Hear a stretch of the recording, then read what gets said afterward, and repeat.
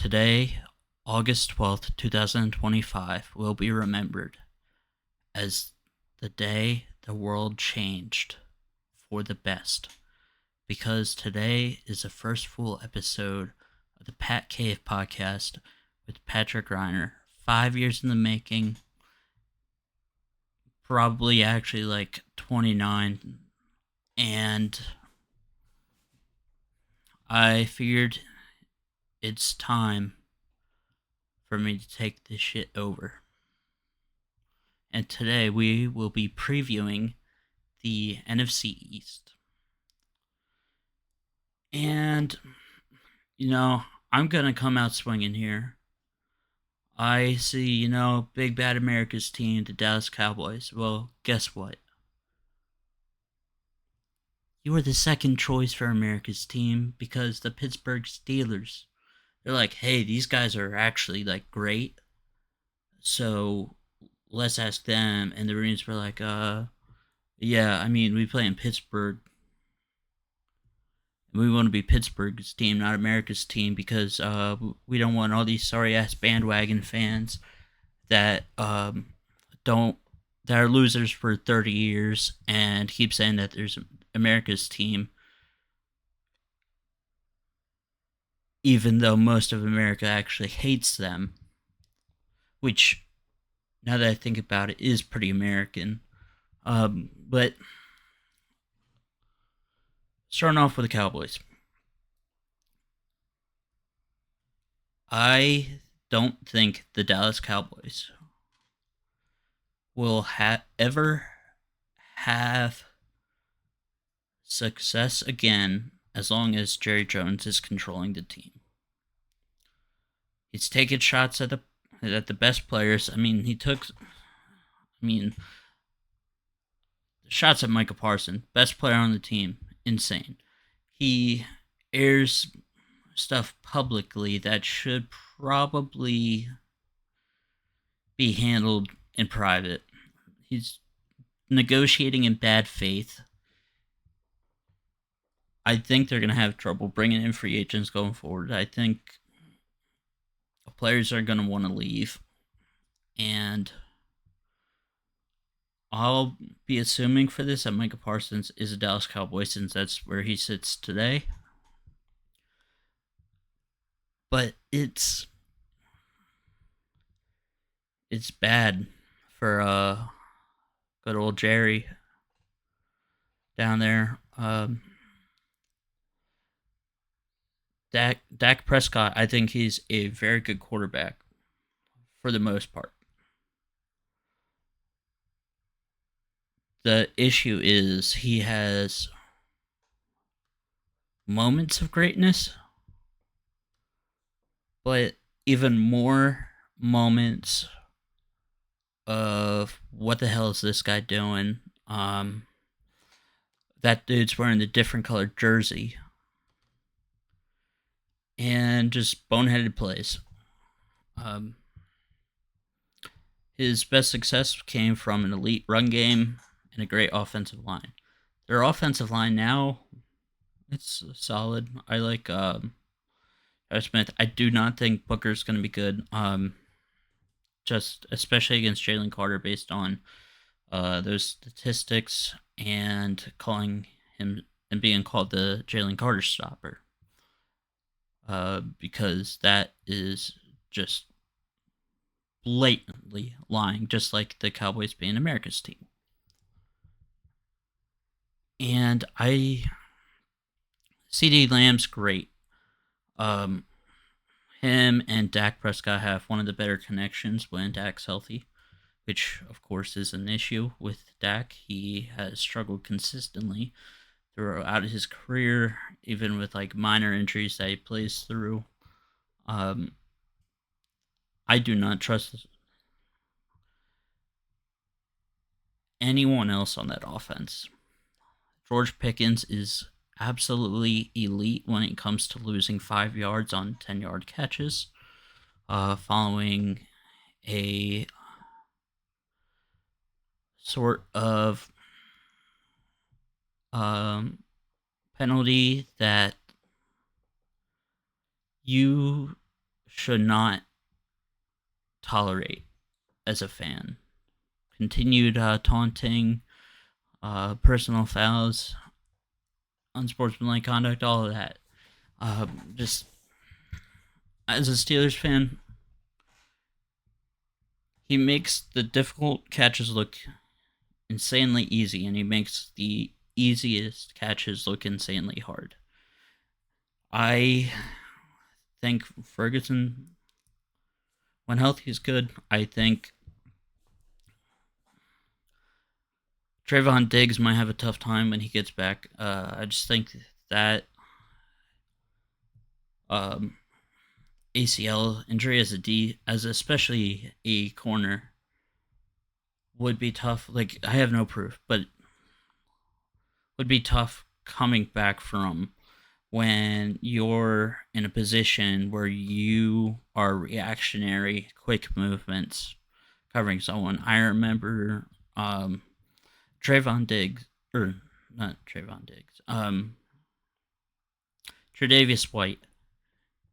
He was one of the best corners in the NFL when he tore his ACL for the Bills, and has not been the same in the last few years. I think, as someone who I had a patella tendon tear, broken kneecap. It takes a bit to return to sports. I played lacrosse, and trust your knee to make the movements that you have before, even if it's something you've done thousands of times. It's just different knowing that that same movement you've done has already cost you a year. It's just difficult. Malik Hooker, I believe, had a good year last year. Um, Overall, I just don't think they're on the same level as the top teams from the NFC, especially in their own division. And I think they are much closer to being the Giants than they are to being the Eagles.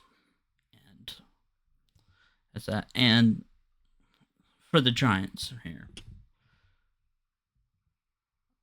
I got 4 players that I think really are average to above average players. Obviously, they have Malik Neighbors. They have Brian Burns. Look, I'm a Penn State guy, so I'm going to be unbiased when I say this. Abdul Carter. He is not only going to win Defensive Rookie of the Year, he has I think there is a strong chance that he wins Defensive Player of the Year. I think he's that good. I mean, he played hurt at the end of last year and was still dominating. I think he is a foundational piece. I think that honestly the Browns should have stayed at 2 and taken him. With having him and Myles Garrett on the ends would have been very good. I know Mason Graham's great and Travis Hunter was there, but Abdul Carter, in my opinion, was easily the best player in the draft just because he is he's he's not as strong. He doesn't have the build that Micah Parsons had coming out of college, but Micah Parsons coming out of Penn State, he never was a full-time pass rusher. And Abdul Carter at least had a year head start coming out of college. And not to mention, Micah Parsons sat out his last year. And he is,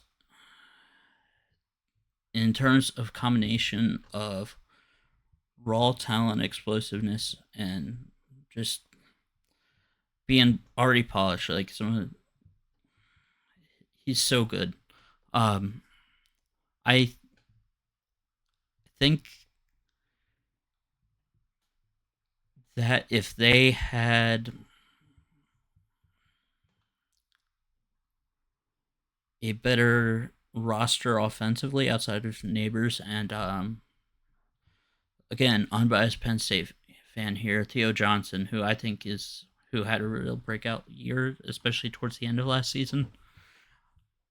I I think he's going to be really good. I think he is by far the second best option on offense. I don't think Wendell Robinson and Darius Slayton are. I mean, maybe Jalen Hyatt, but I don't know about that. Having watched Russell Wilson play last year again as a Steelers fan, he he'll have like one, maybe two passes a game where it's like, oh yeah, that's most of his career in Seattle, Russ. But the last, since starting with his last year in Seattle when he was dealing with that thumb injury, he lacks, um,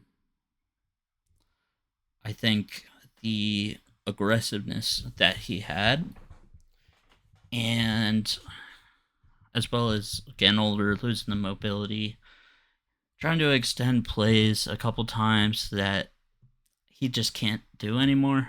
And honestly, the biggest issue I think is a lot of times it looked like he wasn't really confident to step through the throw and really get. There was a couple times, but not like on the lower passes. Like he would still throw those moon balls that were excellent. And I don't know if I trust Jackson Dart to take over. I know that Jameis Winston would be fun to watch just because he can go from 1 week being the best quarterback in the league to being the worst quarterback in the league, and there's no in between. He is he's an enigma. I love James Winston stardom. But Jackson Dart, hell of a talent. I think that physically he and just pure skills traits, raw ability as a passer and good athlete too. I think that he may have been, if he had more consistency in college, I think that he would have been um, up there with Cam Ward in terms of their overall draft spot. I think he would have been top five, top 10, but he was just too inconsistent at Ole Miss. There was some games where it looked like there was no defense that could stop Ole Miss, and then games where I think it was South Carolina where it's just turnovers, inaccurate throws all over the place. It's almost he is a Jameis Winston in terms of like the inconsistency and like the being consistently inconsistent, but to a lesser extreme, especially on the bad side.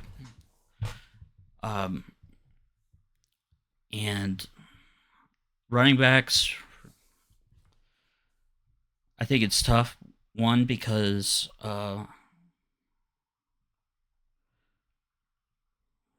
Tyrone Tracy, I think he had a really good rookie year. I think he could be a good player in the NFL for a few years. I used to be a Devin Singletary believer. Andrew Thomas is hurt, but when he's healthy, he's had a few excellent years and then some bad years, and do not trust him consistently on a day-to-day basis. Also, I should say, I forgot to mention Dexter Lawrence, And I forgot to mention him because he is just the absolutely what you want in a stereotypical defensive tackle, as well as being able to rush a passer better than that. So my bad. Sorry, sexy Dexy. But moving on to the team with a holdout in Washington. Washington Commanders. If there is one move that is the most important out of all the holdouts, it has to be Terry McLaurin re-signing, because he is one of the upper tier receivers. I think he isn't quite on that top tier with guys I have like Justin Jefferson and Jamar Chase. I think they're on a tier of their own. And then below them, I think it's AJ Brown. I think it's Scary Terry and CD Lamb. I'm probably forgetting a few people. But just off the top of my head, those are the top five guys. Uh, and he makes he when you had this have the success he had with the quarterbacks he dealt with for a few years, before Jaden Daniels, I think that's a real like test for how good a receiver is how good they can make a quarterback who may not have the most talent, the ability to make throws or to make catches that make the quarterback's numbers look better than they should. There's probably 3 or 4 times a game where I'm just impressed by Terry McLaurin, and that goes back to his rookie year. And when you have a talent at quarterback like Jaden Daniels, who I think might be probably, I think talent wise, he's a top five quarterback in the NFL. I do want to see more, even though he went to the NFC Championship game last year. I think that they had a fairly easy advantage against the Lions with all the defensive injuries, and they just had so many mismatches. And love Brian Robinson. I think Austin Eckler is still a good receiving threat. He doesn't have the explosiveness that he did for a while, where he would just have break off big plays off in the screen game. I think Laremy Tunzel, possibly one of the most underrated offensive tackles of the 21st century. Just you can tell just how good he is based on how many times the offensive line struggles when he leaves the previous team, as well as it's their interior offensive line is great. I'm kind of blanking on names right now. Um, Cosme should be back for week one, or might be. I think defensively, I like. Oh geez,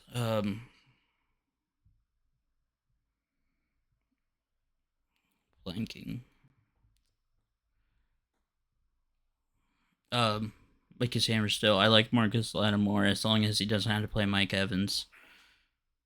I think Von Miller, if used correctly, is obviously not at his peak, but he can I could still see him having double digit sacks.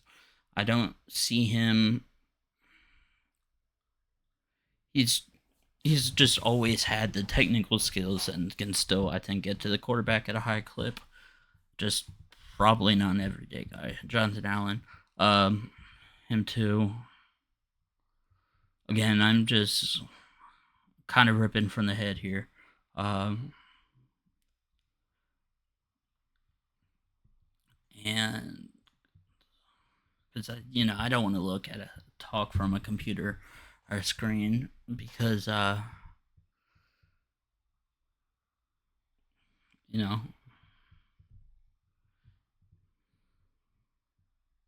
I'm gonna let me do the talking and not the screen do the talking.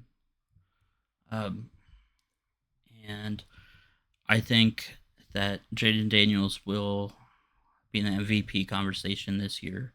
I think that he is.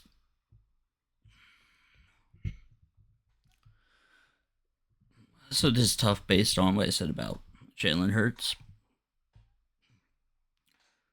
Jalen Hurts, I think he's a great quarterback winner, but if you're going off pure skill set and ability to change and affect games, um, without necessarily the level of talent around him, I think that Jaden Daniels is one of the upper tier guys. I think there's very few guys I would, but it's also a unique talent. And having Cliff Kingsbury as the OC is an absolute match made in heaven. And I forgot to mention this for the Cowboys.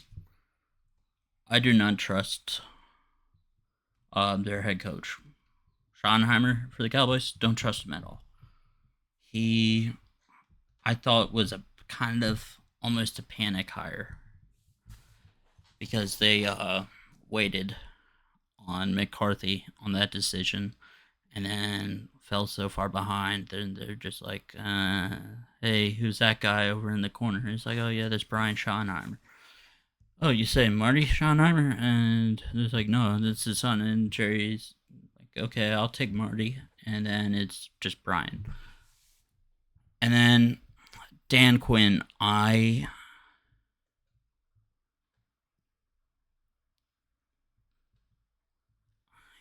confused by him because he has moments of being an excellent coach. And then and this may also be and back to his time with the Falcons, where he'll occasionally make head scratching decisions. However, I think it's more making excellent decisions now than it was, but the bad ones will still be there.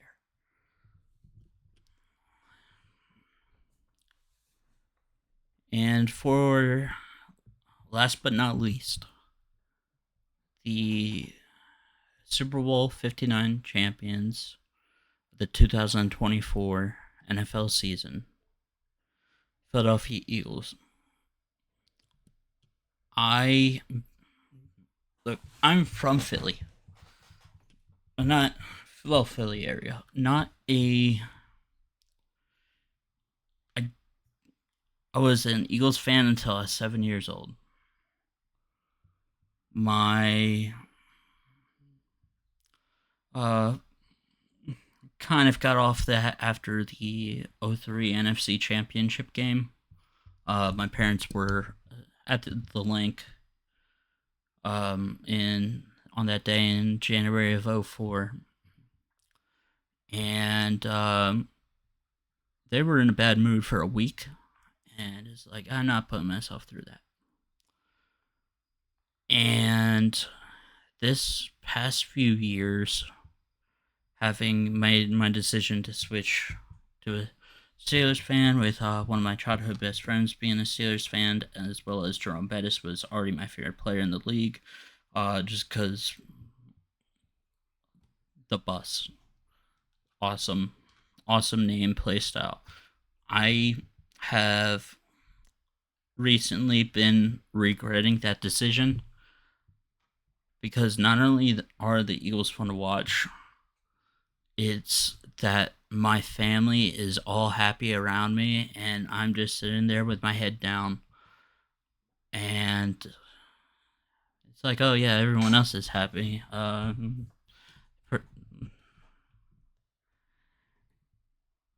And I remember there was a time where it was the opposite. I was happy, everyone else was miserable, and it was like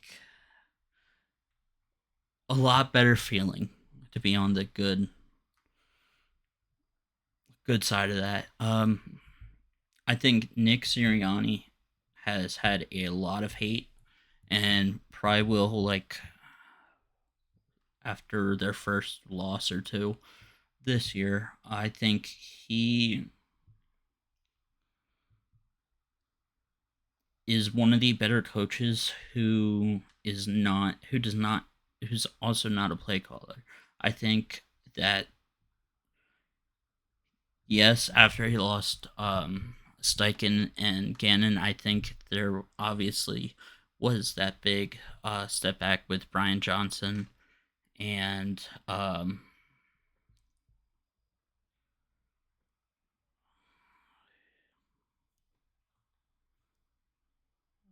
hell is going on in my brain? I don't know, but it was Matt Patricia at some point, and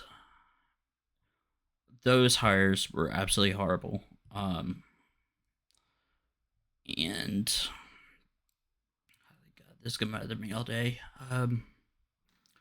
But Vic Fangio is, I think, one of the, in terms of just a defensive coordinator, their time there compared to, like, because obviously his head coaching career wasn't the longest or best, and there has been some excellent defensive coordinators who have gone on to have excellent head coaching careers.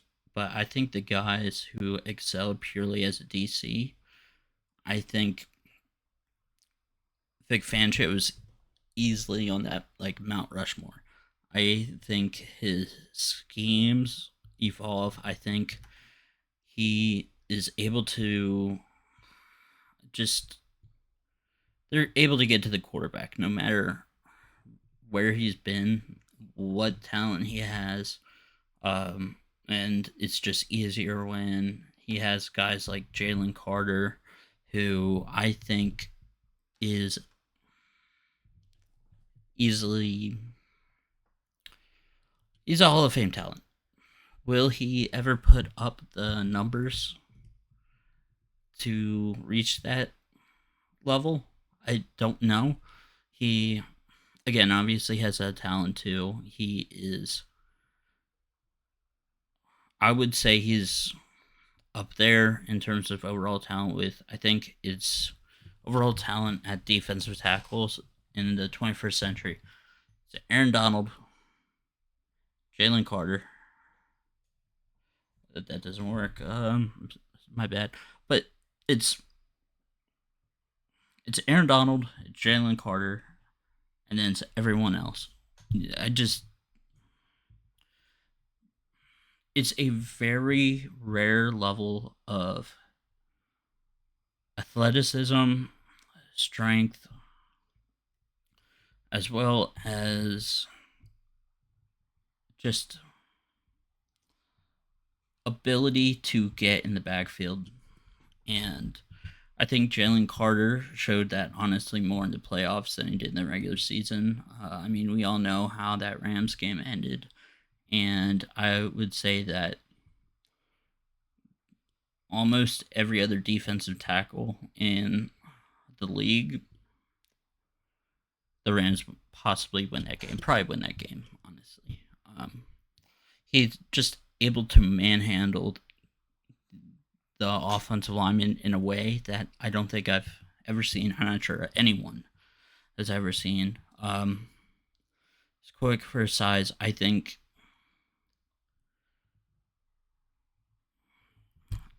having someone like that on the interior is so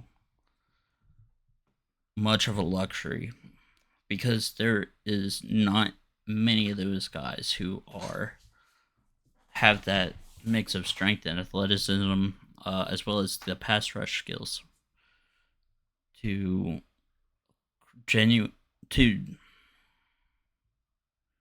to generate pressure up the middle constantly. Being able to take advantage of the interior offensive line and get to the face of the quarterback quicker, especially with his side. Like, that's a huge advantage he has over what Aaron Donald had.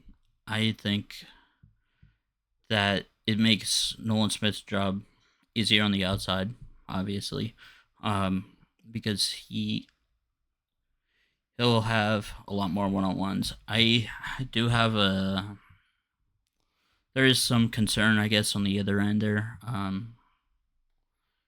Ojobo, um, Josh Sweat was huge last year, and I don't really think that they replaced it, but I also think that Jordan Davis is going to play at a higher level this year. I think he's massively underperformed, and um, which makes sense because he's massive. But I also think it makes the job up front easier, considering. I mean, I think Quinyon Mitchell. I think he is a another guy who is a defensive player of the year candidate. I think that in the regular season last year, he was arguably the best corner. He was unbelievable and locking down number ones all season. I think he maybe gave up like more than 50 yards to a receiver once, and they were all the top guys he was going against. And even though he didn't have the interceptions, he was still tight coverage. And you knew at some point the interceptions were going to come, and they came in the playoffs.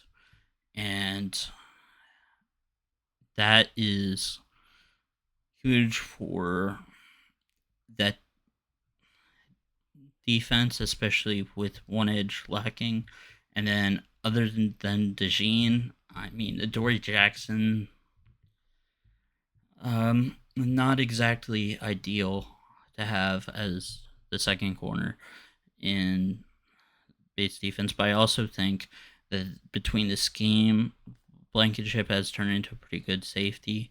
Um, DeJean Mitchell, and then also I think Zach Bond, and then Nakobe Dean when he returns from injury. I think he is they're I think easily the best off ball linebacker duo. I think really the only other linebackers I might take ahead of them individually are Roquan Smith and Fred Warner. And I think Zach Bond was the best in the league last year. But it's also really his 1 year with massive success. And who knows, same with Nakobe Dean, but he did develop. And we'll see after how he returns from the pec injury. I think this division is very easily the Eagles. They just have more talent. Um, I think Patullo will be good just because he has been so heavily involved really for the last couple of years, in which Ryan Johnson I don't think was ready when he took over. It was a lot of a lot of bubble screens that year, if I remember correctly, and the talent wasn't as good as they have now. They have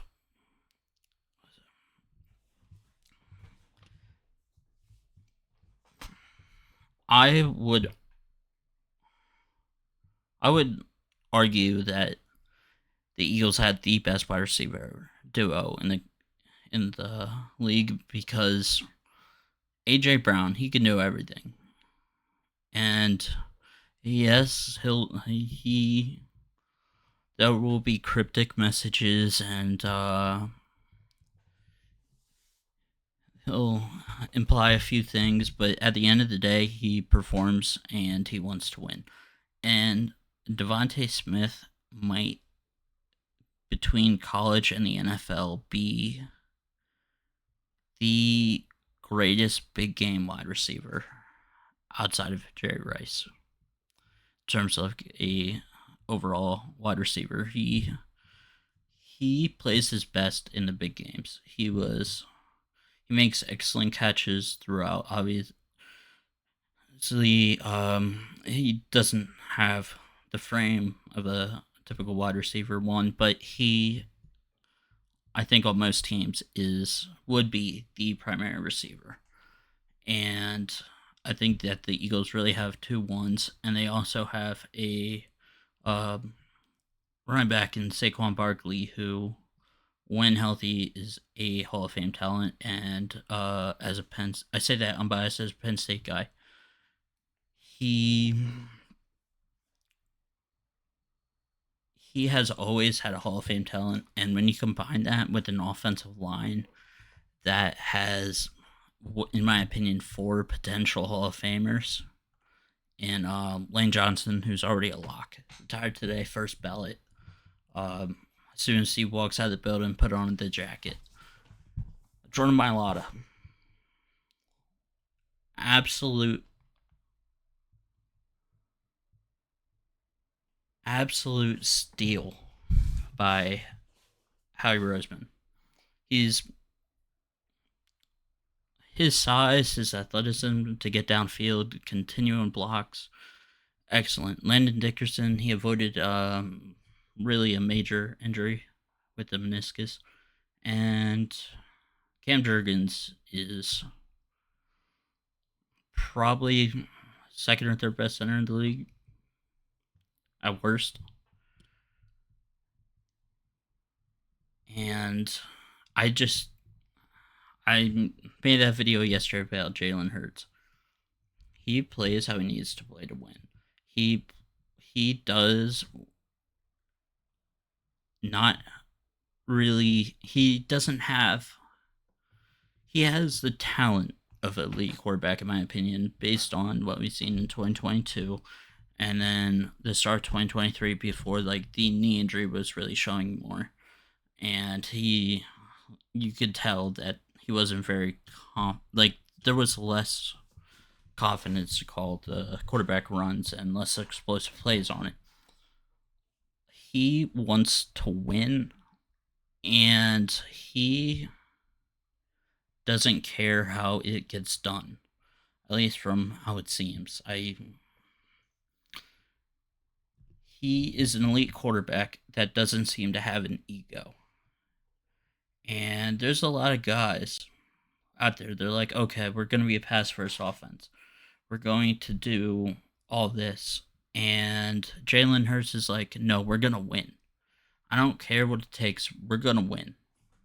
And I'll do whatever you need me to do at a high level, be one of the best. And I think that obviously because Saquon's so good, like he won't put up the numbers to win MVP, but he will, I think, game to game, um, do what he needs to do to win and do it at a high level, like he has shown he has done. He's outdueled Mahomes in 2 Super Bowls. He's fought back every adversity he's had. Every time he's gone through adversity, done. He gone through like 8 play callers since starting college. If there is one guy I trust to have an adapting system as well as um, style of offense, the running, Shane Chicken's overall just playing style to fit that offense. He he is, I think he's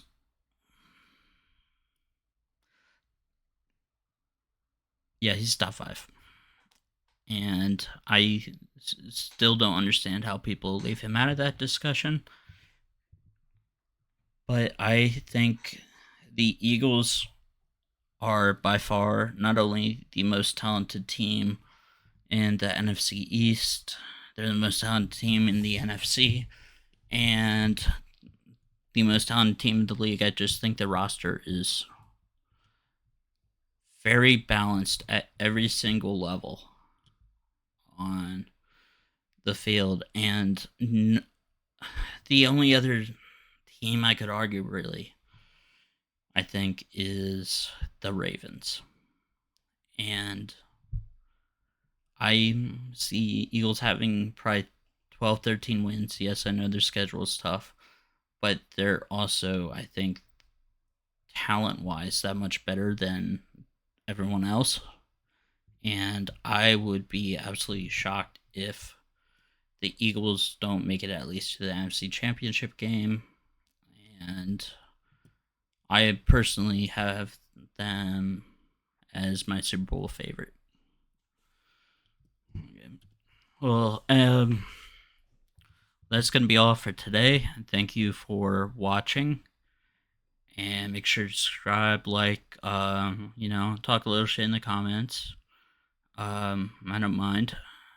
Um, and yeah, probably tomorrow will be. I'll go NFC North tomorrow. Um, again, thanks for watching. Hope you enjoyed.